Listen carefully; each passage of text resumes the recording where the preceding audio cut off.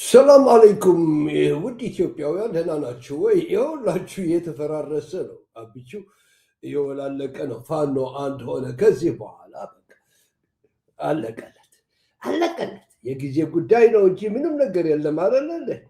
ትዝ ይላችኋል ጅቡቲ ጋር ሄዶ ሳለ ለለቅሶ ጌታው ጋር ደርሶ ነበረ። ሸውዶ አይደለ?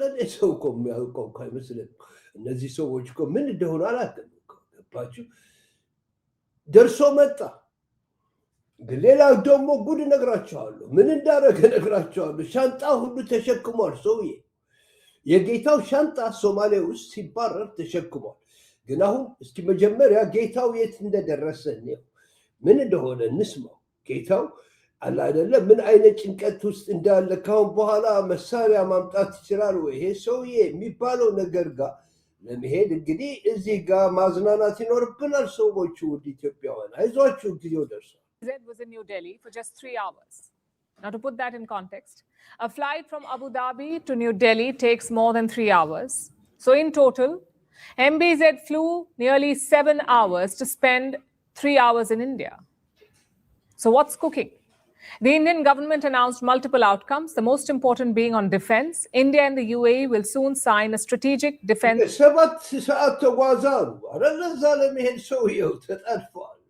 ተጠልፏል እኮ 3 ሰዓት ቆይቶ ግን ተመለሰ። ለምንድን ነው ህንድ ሀገር የሄደው? እነ አሜሪካ የት ገቡ? እነ ራሽያ የት ገቡ? እነ ቻይና የት ገቡ? ሱዲ ከመታችሁ በኋላ ከናፈጡት በኋላ ምንድን ነው የሚያደርገው ያለው ህንድ ሀገር ውስጥ? አንዳንድ ደግሞ ያብቹ አፍሪቀላጤዎች መሳሪያ ለአሰብ ይላሉ። እውነት ነው ወይ? መሳሪያ ከተባለስ ለአሰብ ነው ወይ? ሰዎቹ የሁላችሁ በውሸት እንዳትገዙ ብዬ ነው። ምን ሊያደርግ ነው ይሄ agreement? First of all, a letter of intent ሰዎቹ መሳሪያ ምናምን ለአሰብ ምናምን በአሰብ ተስማሙ የሚባል ወሬ አለ። የሁላችሁ ወሬ ይሄ ነው። was signed between the two sides to work towards concluding a framework agreement for a strategic defense partnership between India and the UAE. Talks also covered space and energy. India and the UAE are looking to jointly produce satellites. They're also looking to launch sites and training centers. On energy, a crucial deal was concluded. The UAE has signed a long-term agreement to supply LNG to India. LNG is liquid. Energy supply ሊያደርግ ነው ሄደው አይደለ? ከዛ መሳሪያ ለምን ሄደው? መሳሪያው ግን ምን ሊያደርገው ነው? አሁን እኮ ነው ብላችኋል። ከሶማሊያ ወጥተዋል። ኤር የለም፣ በኤር የሚገባ የለም። ላብቹ ኤርትራ አታስገባቸው ማለት ነው። ጅቡቲም አታስገባው። በሱዳን ተከልክሏል። ቤት አድርጎ ነው የሚያስገባው። ጦርነት ከተፈለገ ከየት ሲያመጣዋል? አሁን አላደለ ከአሜሪካ ከራሽያ እና ከቻይና ካልገዛ ከየት ነው የሚገዛው? ኦኬ ከነዚህ ገዝቶ ከአረቦች ለምንድን ነው ህንድ ጋር የተጠጋው? ከአረቦች ጋር ምን አይነት ግንኙነት ነው ያለው? አብቹን ብቻ ይዞ ነው የቀረበው ወይስ ሌሎች አሉ? Natural gas. Beyond that, regional issues were also discussed. India called for peace and stability in West Asia. Meanwhile, the UAE condemned terrorism and all its sponsors. And they expressed support for all efforts in promoting peace, security, stability, and prosperity in the region. They unequivocally condemned cross-border terrorism and for the perpetrators, supporters, and financiers of all acts of terrorism to be brought to justice. Justice ለማምጣት ወደ ህግ ለማምጣት ተስማሙ ይላችኋል። እዛ ቴሮሪዝም ላደረጉ ሰዎች ማነው ትልቁ ቴሮሪስት? እሱ አይደለም። አብቹ ቴሮሪስት ጄኖሳይድ የሚያደርጉ እነሱ አይደለም። ሱዳን እና የመን ውስጥ የተመሰከረላቸው አሁን ግን ተጠራርገው ሊወጡ ነው እና ይሄኛው ነው ወደብ ጋር አሰብ ለማምጣት የሚባለው ውሸት። ስሙት እንደገና። And that covers the outcomes. But what triggered this surprise visit? It's impossible to say for sure, but there are 4 factors to consider. 4 factors that put this trip in context. Number 1, the rift between the UAE and Saudi Arabia. Both countries had an altercation last month. They're supporting rival factions in southern Yemen. Riyadh openly accused the UAE of undermining its national interest. It also carried out airstrikes on alleged UAE shipments. It was a public and intense falling out. Most of the Gulf Arab states sided with Saudi Arabia, and that left the UAE vulnerable. يقولك إذا سكتوا سعودي عربيا ستكتوا زي منوس عربوش بتقلال أرموس سنة بر سبورت عربوت بك تجنتولان سويو ገባችሁ ኢትዮጵያን ተገንጥሏል አብይ የመረጠው ጓደኛ አሁን ኮምፕሊትሊ ተገንጥሏል አብይ የሚተማመንበት ጓደኛ የለም ይሁላችሁ ይቀጥላል እንግዲህ ወሬው ሌላ ወሬ ማለት So that's the first factor. Factor number 2, murmurs of a new Islamic NATO. Saudi Arabia and Pakistan signed a mutual defense treaty last September. It resembles NATO's security pledges. If one country is attacked, it's an attack on both countries. Some reports say Pakistan even extended its nuclear shield to Riyadh. Then last week, this deal expanded. Turkey reportedly told... Pakistan and Saudi Arabia ቱርክም ተጨምሮበታል ኦኬ ገባችሁ ስለዚህ ተጣጣቋል ሰውየው ብቻውን ነው ያለው ስሙልኝ ትንሽ ሞር ስሙልኝ Saudi Arabia that they want to join. Now this marks a deepening Pak-Saudi nexus. Even in Yemen, Pakistan had supported Saudi Arabia. They expressed complete solidarity with the Pakistan በርባር ደግፎታል እዛ ሲወቀጥ የመን ውስጥ ኦኬ ትልቅ ኃይል የኑክሊየር ኃይል ነው ፓኪስታን አይደለ ለመጨረሻ ሲጠበው ጊዜ ነው ወደ ህንዶች ሄደው አውሮፓ አላስጠጋሉት አሜሪካ አላስጠጋለው ራሽያ አላስጠጋለው ቻይናም እንደዛ kingdom. Next is factor number 3, the crisis in Iran. The US is building up forces in West Asia, as we just told you. Despite the lull, a US attack cannot be ruled out, a US attack on Iran. It cannot be ruled out. Reports say Gulf states have been lobbying Trump to not attack. But interestingly, those reports did not mention the UAE. ይኸውላችሁ ሰውየው እንግዲህ ጋልፍ አገሮች እንዳይጥል እንዳይመጣ እየተዋዋቱ ናቸው ሌላ አገሮች ሳውዲ አረቢያ ካታር ተርኪ ኦማንቶ እያሉት ነው ዶናልድ ትራምፕ አይደለም ኢራን እሱ ግን የለም እዚህ ጋር የለም ብቻውን ተንጠልጥሎ ነው የቀረው ከነሱም ጋር የለም ከአረቦቹ ከሙስሊሞቹም ጋር የለም They mentioned Saudi Arabia, Oman and Qatar, but not the UAE. Which brings us to the final factor, the Gaza peace plan. Trump has invited a UAE minister to join the Gaza board. He's also invited Prime Minister Modi to join it. It is in this context that the UAE president visited India.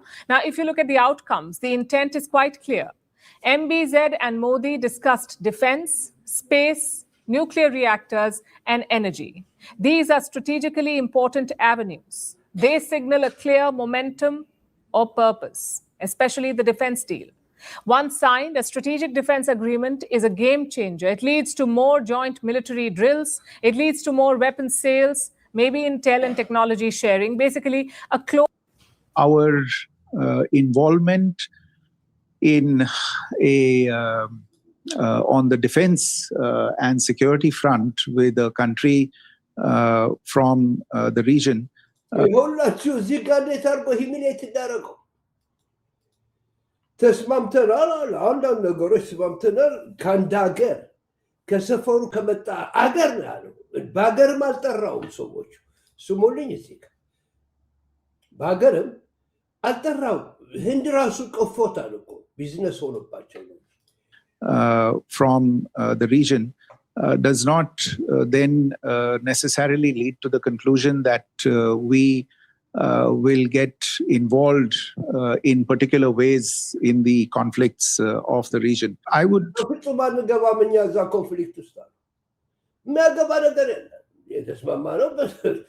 ነገረኛ እንደሆነ ሰውየውን አውቀው እነዚህም አንገባም ዛሉ ግን ወደብ ሊያመጣ ህንድ ተስማማች የሚል ደግሞ ፕሮፓጋንዳ ምናምን እያደረጉ ናቸው really characterize it as a natural evolution from the already considerable defense cooperation between the two countries and not necessarily a response to any specific event that ምንም ነገር ስለ ጦርነት ስለ ምናምን አልተስማማንም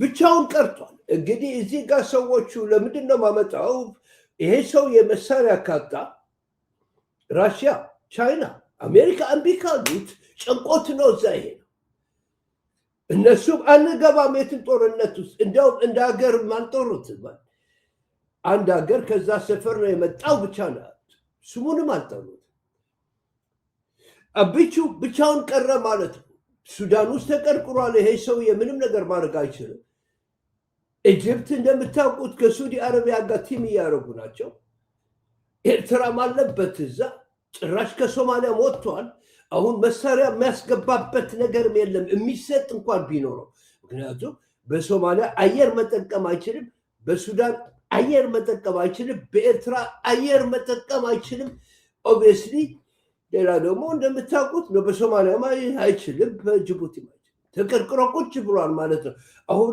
ሌላው በጣም ኢንትረስቲንግ የሆነ ነገር ግን ወስዳቸዋል ከአራት ኃላፊዎች ሆነው አራቱም አንድ ወንበር ነው ያስቀመጧቸው እንዴት እንደናቃቸው እነጌታቸው ረዳ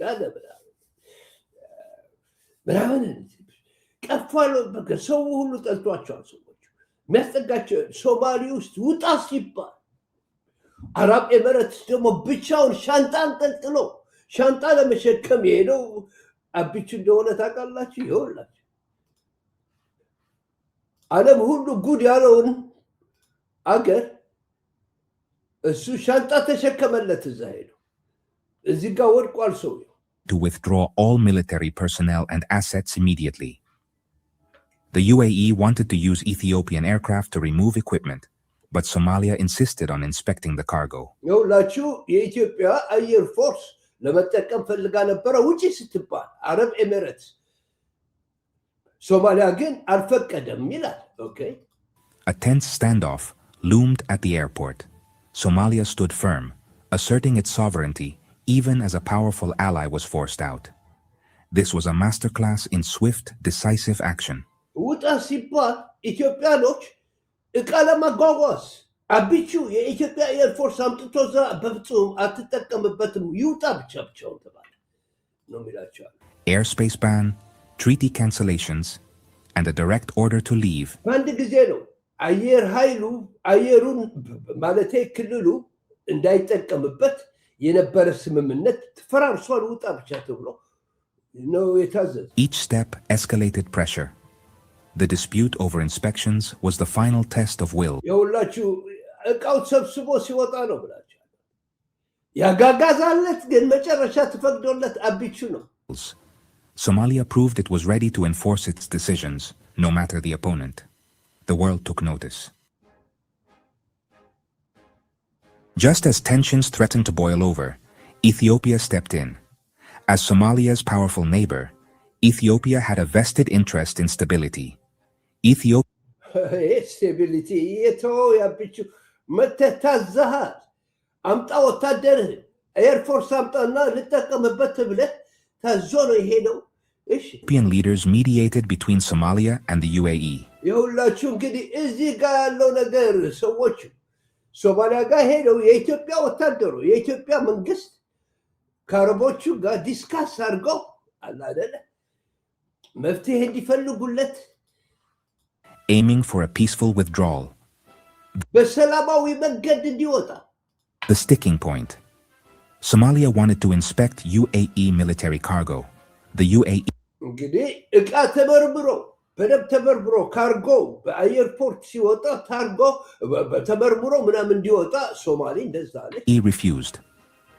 After high-level talks, Somalia agreed to let the UAE withdraw equipment without inspection, using Ethiopian aircraft. የሁላችሁ መጨረሻ ሰውየው ቢያለ ይላቸዋል ቢያለ ከዛ መውጣት አለበት ምናምን ተባለ ተሽበደበደ ውሻ አንቀጠቀጠው እንደዚህ ጭራው አብቹ ካላረኩኝ ፕሊስ ብሎ ለምኖ እንደዚህ ብሎ በእግዚአብሔር ብሎ ለምኖ እቃ አጓዛለት ነው ብላችሁ የኢትዮጵያ ኤር ፎርስ ከሶማሊያ እቃውን አጓዛል እሱ ብቻ ነው ያለው ሰዎች ምንም ሰው የለም ከሱ ጋር ሱዳን የለም ኤርትራ ከሱ ጋር የለም የመን ከሱ ጋር የለም ሳዑዲ አረቢያ የለም ኢጅፕት የለም ጅቡቲ የለም እነ ኬንያም የሉም ሳውት ሱዳንም የለም ከሊቢያም ተባሯል ሰውየው አንድ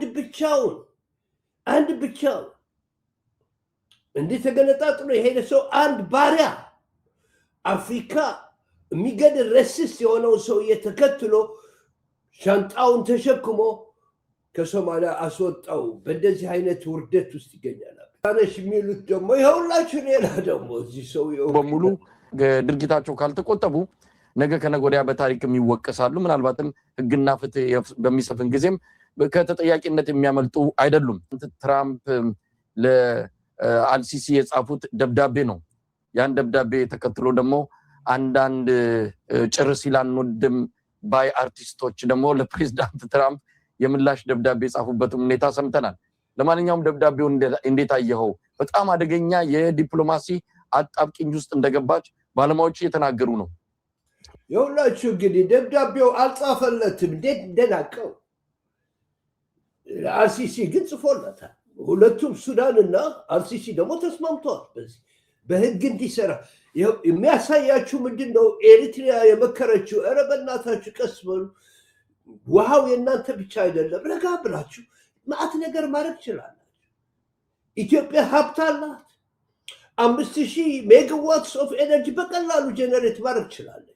እና ቴክኒ ብዙ አትጣሉ ከኢጅፕታኖች ጋር ብሎ ሲመክራቸው ውሃ አይፈልግም ግድባችን ሲል የነበረው የኢትዮጵያ መንግስት የሁላችሁ መጨረሻ አሜሪካ ሲያዘው ግን ይቀበላል።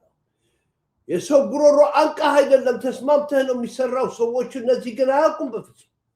የውሃ የኢጅፕሻንስ እንደሆነ አያውቁም። አሁን ተዋረዱ አይደለ? አፍሪካ ብቻ ነው የሚያደርገው። አሜሪካን ቀጣናት ሲሉ የነበሩ ጭራሽ መጥተው ራሱ ነጭ ሰውዬ ነጭ አሜሪካዊ ኦኬ እኔ ነኝ ማስታረቃችሁ ብሎ መጥቷል። ይኸውላችሁ እዚህ ጋር ደርሷል።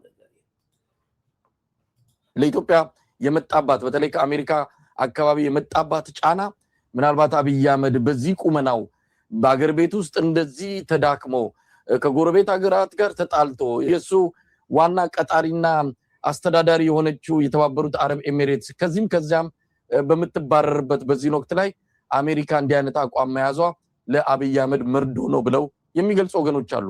Egypt and Ethiopia were going to fight over a dam, and I got them to stop. I still got to work it out because they put a dam up in Ethiopia that stops the flow from a little river called the Nile. I always think of the Nile being in Egypt, you know, beautiful Nile, the pyramids, but they put a dam up. You know who paid? የሚገርም አይነት መንገድ ኢትዮጵያ ዳም አስቀመጠች ብሎ ነው ማስናነቀው። ዳም ማስቀመጧ መስራቱ አይደለም ፕሮብሌሙ፣ መተናነቋ ከኢጅፕት ጋር ነው። መፎካከር እነሱን ለማጥፋት ሁሉ መርዝ ሁሉ እናደርጋለን ይሉ ነበር እነሱ ተሸው ከባቸው። ውሃው ግን የሁሉም ነው። ሱዳንም የነዛም ነው አይደለ? ኢጅፕትም ነው። ኢትዮጵያ የሰራችው አይደለም፣ ፍጥረት ያመጣው ነው። ኢትዮጵያ ባህር ሬድ ሲ መጠቀም አለባት ሲባል ፍጥረት ስላስቀመጣት ነው እንጂ እሷ ስለሆነ አይደለም። መጠቀም ግን አለባት። እሷ ግን ጎሮሮ ለማለቅ ነበር ያለችው። ገርሞታል ራሱ ሰውየው። እሺ ይሁን for the dam. The United States, it's the biggest dam I think in the world. They put a dam up. I said, okay. How did you let that happen? Why would we have done that? We financed it. This country would. I don't know. Maybe it was a Republican president, but I don't think it was. I think it was a Democrat. But what a terrible thing. So Egypt basically is, you know, they don't have enough water in the Nile. እኛንን እንዳውም የሰራንላቸው መጥፎ አድሚኒስትሬሽን ከኔ በፊት የነበሩ ሰዎች ናቸው የሰራላቸው። ይህንን ትክክለኛ ነው ጥያቄያቸው አለ ኢጂፕሽያንስ። ገባችሁ? And they use that for a lot of things, including entertainment and travel and tourism and everything. I mean, I don't know. ሽርሽር ለምናምን ለቱሪዝም ለሁሉ ይጠቀሙበታል። እነዛ ተጠምተው እያለ big dam. I got to work that one out now too. ደብዳቤው ምንድነው የምላችሁ ሰዎች እዚህ ጋር ስለ ኢትዮጵያ ምናምን አድርገ ፌር ሲሆን ፌር ነው። በስምምነት ማድረግ ነበረበት። አንቅሻለሁ እዛ ጋር ካደረኩሽ በኋላ የጨው ውሃ ፈልጋለሁ ካልሆነ አንቅሻለሁ። የጨው የሚሉት እንግዲህ ሬድ ሲ ነው። እንዲህ አይነት ክሬዚ ነገሮች ማድረግ አይችልም። የህይወታቸው ጉዳይ ሊያፈርሱትም ይችላል። ግን ደንቆሮ ስለሆነ ግን እንደዚህ ተብሏል። መጨረሻ ሻታፕ ተብሏል። በዚህም ተዘጋበት። የጀመረው ፓሊሲ በጠቅላላ ተዋረደበት ነው የምላችሁ ያለሁት። በሁሉም ተሸነፈ። ሰዎቹ ለቀዋል ስላችሁ አታምኑኝም አይደለ? የሁላችሁ በዚህ መከራ ውስጥ ገብተው እያለ ነው አለ አይደለ? እንዲህ አይነት ደግሞ አሰብ የተቀማንበትን አግባብ የምናስተካክልበት ትክክለኛው ሰዓት መቼ ነው? አሁን ነው። አሁን ያንቺ ወንድም እንደ ወፍዬ አይኔ የጣልኩት ምን ላይ ነው? ክራሚያ ነገር ገርማች እስካሁን ድረስ የፋኖ አንድ መሆን አላወራችም ያለችው። ባህር ግን ትላለች ያለችው። ቢገርም ነው። አብቹ መሪ ሊሆናችን በፍጹም እኮ ነው የምላችሁ ያለሁት። እንዴት አይገባችሁም? ላልላላቸው እንዲያው የአሰብን ጉዳይ እንደዛ ነው። እኛ አሰብ ስናነሳ ግብፅ እንደሚያወራው እኮ፣ እኛ አሰብ ስንጠይቅ ሳውዲ እንደሚያወራው እኮ፣ እኛ አሰብ ስንጠይቅ ዙሪያ ገባው እንደሚያሽቃብጠው እኮ ቱርክ እንደሚያወራው ምንድን ናችሁ እናንተ? በራስ የት እንዳሉ እኮ አላውቅም። ሪያሊቲው ሌላ ነው። የት እንዳሉ አላውቅም ሰዎቹ። ጭራሽ ኤርትራማ በቦሳ ነው እንደዛ ያደረጋቸው።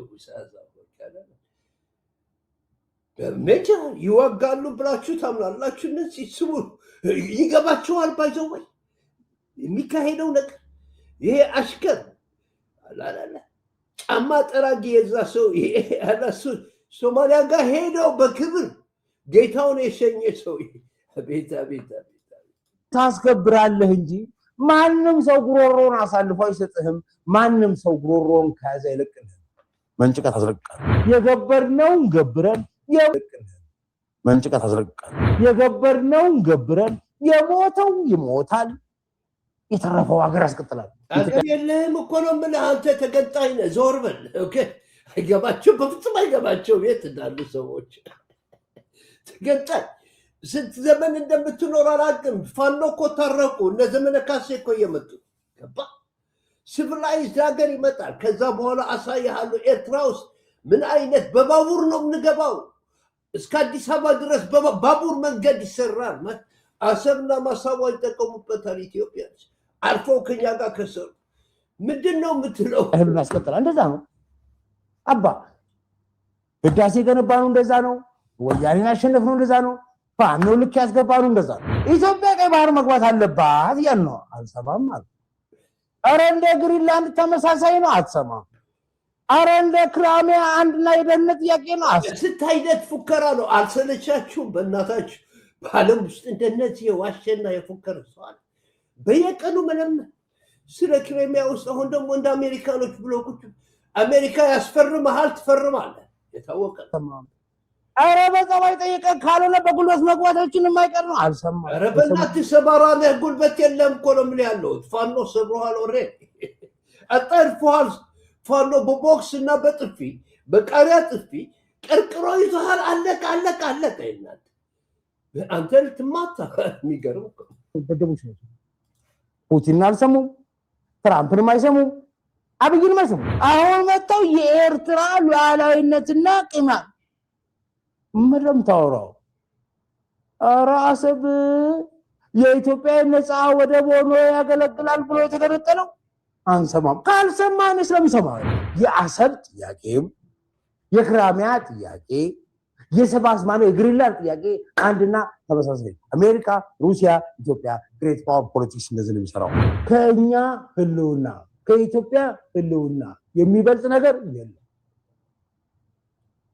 ጅብም ከሆነ ብሉት ልክ እንደ ጮማ በሬ በልተን ቅርጥፍ አድርገን በልተን በስመ አብ ወልድ እያልን ጸበል እንረጫለን።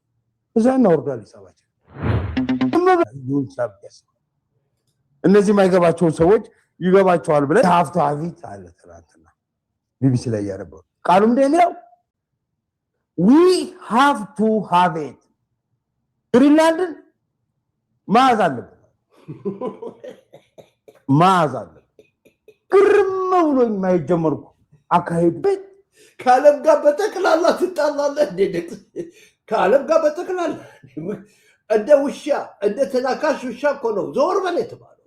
አፍሪካ ውስጥ የለም ጌታው እዛ ጋር የለም። ምን እንደምታደርጉ አላውቅም። እስኪ አሁን ደግሞ ምን ማድረግ ነው የምትፈልገው?